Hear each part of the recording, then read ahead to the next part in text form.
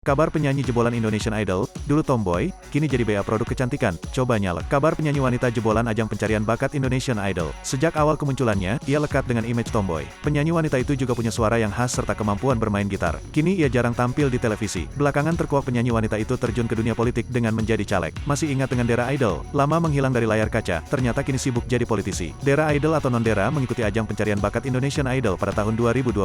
Meski gagal sampai di final, Dera dikenal lewat kemampuan bermain gitar dan suaranya yang khas. Dera sempat menjadi sorotan ketika penampilannya berubah drastis. Jika dulu di Idol kerap tampil feminim dan manis, kini Dera Idol hobi dandan tomboy.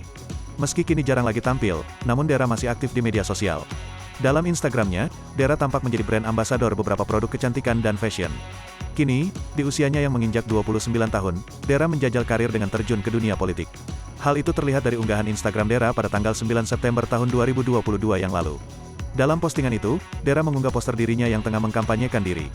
Dera tergabung dalam Partai Demokrat dan menjadi bakal caleg Kabupaten Cianjur.